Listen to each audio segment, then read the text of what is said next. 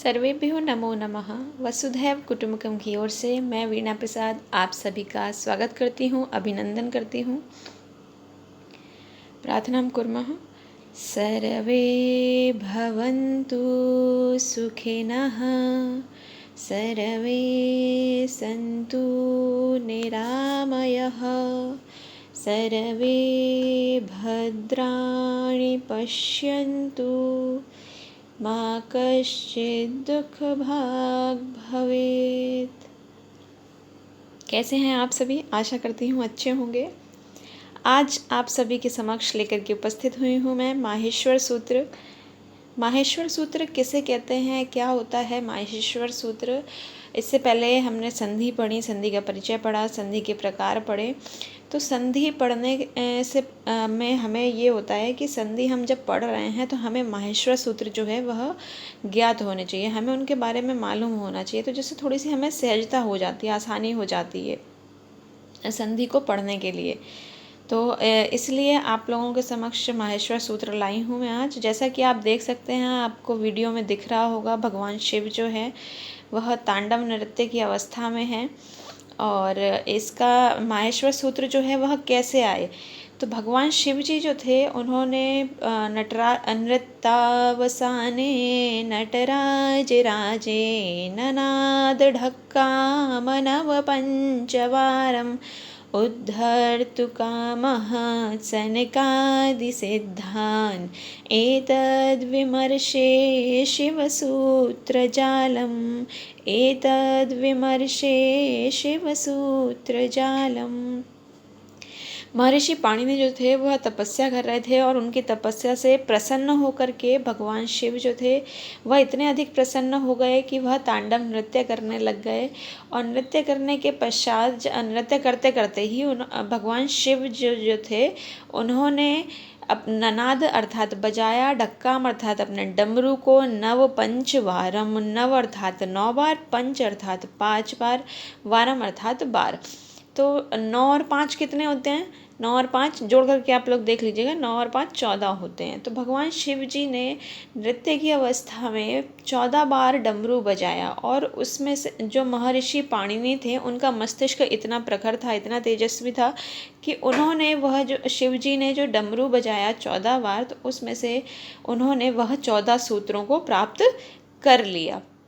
तो इसलिए सनकादि आदि जो ऋषि थे उनकी सिद्धि हो गई और इसीलिए इसको माहेश्वर सूत्र को शिव सूत्र भी कहा जाता है। शिव सूत्र जालम अर्थात शिव सूत्रों का समूह, क्योंकि भगवान शिव जी से प्राप्त हुए, महेश से प्राप्त हुए। भगवान शिव को और क्या कहते हैं? महेश कहते हैं ना। तो महेश से प्राप्त हुए, इसलिए माहेश्वर सूत्र। अब चूँकि माहेश्वर सूत्रों से ही प्रत्याहार भी बनता है, तो इसलिए हम इन्हें प्रत्याहार सूत्र भी कहते हैं, माहेश्वर सूत्र भी कहते हैं और शिव सूत्र भी कहते हैं। चलिए तो अब आगे बढ़ते हैं और इनको पढ़ते हैं हम। देखिए, सबसे पहला जो सूत्र है हमारा वह है अ ई उ न। अ ई उ न, रि रे क, ए ओंग, ऐ औ च, ह य व र ट, लण य मंगड़ नम, झ भ य, घ ढ ध श, जब गड़ दश, ख फ छ ठ थ च ट त व, क प य, श स स र हल। ठीक है, इस प्रकार से हमें हमारे जो है वह माहेश्वर सूत्रों का वाचन करना है। ठीक है, हो सकता है आपको एक बार में वीडियो में समझ में नहीं आए, तो बार बार थोड़ा सा 2-3 बार देखेंगे तो आपको समझ आ जाएगा। वैसे इतना कठिन है नहीं। तो देखिए, सबसे पहला जो सूत्र है हमारा वह क्या है? अ ई उ न, अ ई उ न, रेल रे क, ए ओंग, ऐ औ च। तो ये हमारे ये जो 4 सूत्र होते हैं ना, ये हमारे यहाँ से लेकर के यहाँ तक ये हमारे क्या होते हैं? ये हमारे होते हैं स्वर, जिन्हें हम कहते हैं, क्या कहते हैं? अच, जिन्हें हम कहते हैं अच। ठीक है, ये हो गया हमारा अच। अब इसमें से ये जो लास्ट वाले जो वर्ण हैं ड़, क, ग, च, इनकी चूँकि इनमें हलंत लगा है तो इसमें इनकी क्या होगी? हलंत्यम से इत संज्ञा होगी और तस्य लोपः से इसका लोप हो जाएगा। अगर आपको ऐसा समझ नहीं आ रहा है तो आप सिंपल इतना समझ लीजिए कि चूंकि इसमें हलंत लगा है, इसलिए हम इन अंतिम वर्णों को, माहेश्वर सूत्र के अंतिम वर्णों को काउंट नहीं करेंगे। तो जैसे अब आपसे पूछ लिया जाए कि अच जो है, अच बताइए, अच क्या होता है माहेश्वर सूत्र में, तो आप कैसे बताएंगे? आपको केवल इतना बताना है, ये देखिए यहाँ से अ ई ऊना का अ हो गया, ये हो गया अ, और अ से लेकर के फिर यहाँ देखिए, यहाँ पर च किस सूत्र में आ रहा है, ए ओ च, तो ये आ गया च। ठीक है, ये देखिए यहाँ से अ और ये आ गया च, तो ये क्या हो गया हमारे, ये हो गए हमारे अच। क्या हो गए? अच। अब अच में कौन कौन से वर्ण आए? अब आपसे पूछा जाएगा कि अच में हमें वर्ण बताइए, तो हम इसमें वर्ण देखिए, वर्ण ऐसे लिखेंगे अ ई उ, ड़ को नहीं गिनेंगे ना, क्योंकि हलंत्यम से हलंत लगा है उसमें, हलंत्यम से संज्ञा होगी, तस्य लोप से उसका लोप हो जाएगा। फिर इसके बाद फिर आगे चलिए, ऊ के बाद क्या है, री ली ए ओ आई औ। ठीक है, ये हमारे क्या हो गए सारे, ये हमारे अच हो गए। क्या हो गए? अच हो गए। तो हमें इतना ध्यान रखना है कि हमारा ये जो 4 सूत्र हैं, पहले 4 जो सूत्र हैं वह हमारे अच कहलाते हैं। ठीक है, अब इसके बाद फिर इसके बाद आता है यण किसे कहते हैं। तो यण किसे कहते हैं, अब चलिए, अब ये आपने ये अच समझ लिया, अब हम यण समझते हैं। थोड़ा सा दिमाग लगाएंगे तो आपको आ जाएगा। यण बताइए, यण कहाँ है? यण है देखिए इधर सामने, यस व र ल ण, यहाँ से यहाँ तक ये 2 सूत्र। क्योंकि यण पूछ रहे हैं हमसे, तो जब हम संधि पढ़ेंगे तो एक संधि है यण संधि, उसका सूत्र है इको यणची। तो एक स्थान है यण स्यात्, तो वहाँ पर क्या है, वहाँ पर हमें यण पता होना चाहिए। जब हमें यण ही नहीं पता होगा तो हम संधि कैसे करेंगे? तो इसलिए माहेश्वर सूत्र जो है हमें पता होने चाहिए, या फिर इनके वर्ण पता हो। तो देखिए यण संधि में कौन कौन से वर्ण होंगे, य व र और ये ल। ठीक है, ट ण क्यों नहीं गिनेंगे? क्योंकि इसमें हलंत लगा हुआ है ना। चलिए, तो अभी इसके बाद आगे अब बढ़ते हैं। ये वाले जो वर्ण हैं, ये जो 7वां वाला जो सूत्र है माहेश्वर सूत्र, ये होता है हमारा पहला, तो ये पंचम वर्ण है, क ख ग घ ङ। ठीक है, तो क्या हुआ, ङ पंचम वर्ण है, त थ द ध न, ये भी पंचम वर्ण है। सारे जितने भी हैं आप सभी काउंट करके इनको देख लीजिएगा, ये सभी पंचम वर्ण है। तो पहला तो हम इनको पंचम वर्ण कहते हैं। दूसरा, इनको अनुनासिक वर्ण भी कहा जाता है, अनुनासिक, अनुनासिक वर्ण। ठीक है, यम गणनानाम नासिक नासिका। ठीक है, रक्त संज्ञको अनुनासिका। तो यदि आपसे पूछ लिया जाए कि अनुनासिक वर्ण किसे कहा जाता है, तो ये वाला सूत्र आपको वहाँ स्मरण होना चाहिए। ठीक है, फिर इसके बाद आगे बढ़ते हैं, झ भय, इसके बाद है झ भया, फिर इसके बाद है नेक्स्ट हमारा घड़ धश। ठीक है, तो ये जो 2 सूत्र हैं इनको देखिए, झ भया, और 8वां जो हमारा सूत्र है झ भ य। अब इसको जरा ये देखिए कि ये कौन सा वर्ण है, ये कौन सा वर्ण है, जरा गिन करके देखिए, क ख ग घ। घ कौन सा वर्ण है? चतुर्थ। ठीक है, त थ द ध चतुर्थ वर्ण, प फ ब भ चतुर्थ वर्ण, ट ठ ड ढ चतुर्थ वर्ण, फिर इसके बाद में झ चतुर्थ वर्ण। तो ये सब क्या हो गए हमारे, ये जो 2 सूत्र हैं, अष्टम और नवम, यानी 8वां और 9वां जो सूत्र है हमारा, ये क्या कहलाएगा, ये कहलाएगा चतुर्थ वर्ण।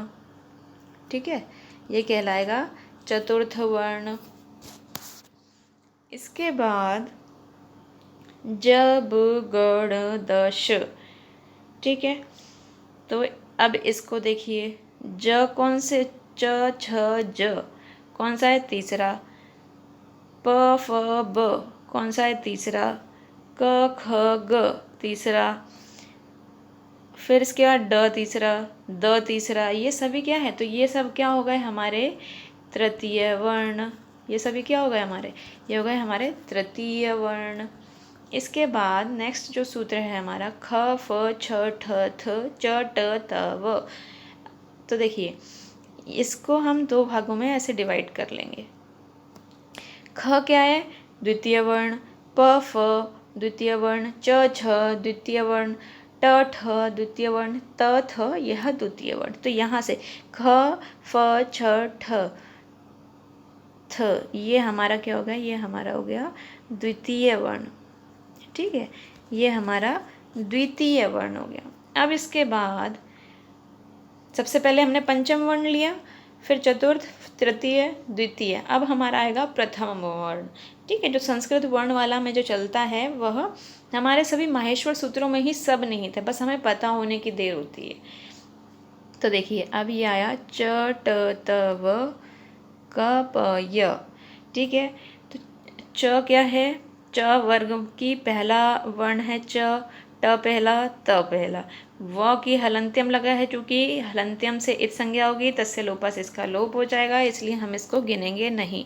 बार बार समझा रही हूँ, बार बार बता रही हूँ, हलंत्यम वाला जो वर्ण है वह आपको नहीं जोड़ना है, ये कहीं भी नहीं लिखना, उसको हमें छोड़ देना होता है। ठीक है, उसके बाद में क हमारा प्रथम वर्ण, प हमारा प्रथम वर्ण, और य की हलंत्यम से संज्ञा, तस्य लोपा से लोप हो जाएगा। तो ये जो है हमारे, ये सब क्या हो गए, ये हमारे प्रथम वर्ण। क्या हो गए, प्रथम वर्ण। ठीक है, ये हमारे हो गए प्रथम वर्ण। अब इसके बाद एक होते हैं ऊष्म वर्ण। हमने यर्ण वर्ण पढ़े थे, यर्ण किसे कहते हैं, अंतस्थ यर्ण। तो उसमें कौन कौन से वर्ण आए थे हमारे, य व र ल।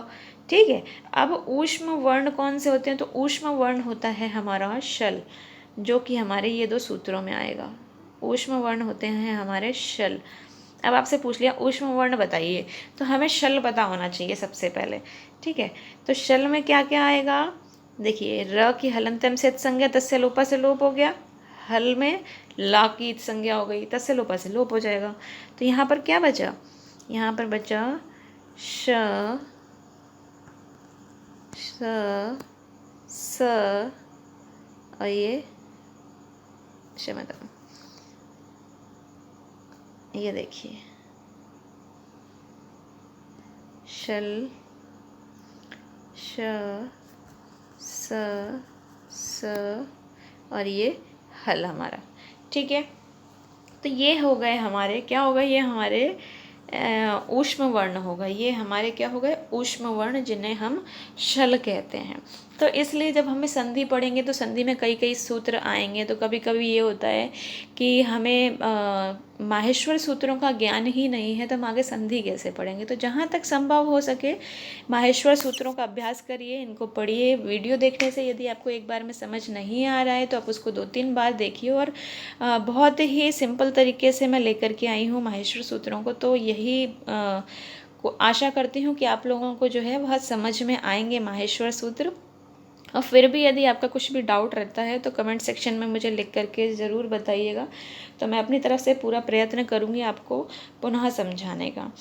आज बस इतना ही, और अभ्यास करते रहिए, बार बार वीडियो को देखते रहिए। वीडियो अच्छी लगी तो वीडियो को लाइक करिए, शेयर करिए, सब्सक्राइब करिए। सब्सक्राइब करना बिल्कुल मत भूलिए, सब्सक्राइब ज़रूर करिए, जिससे जो भी वीडियोस अपलोड होंगी वह आप तक निश्चित रूप से पहुंच जाएंगी।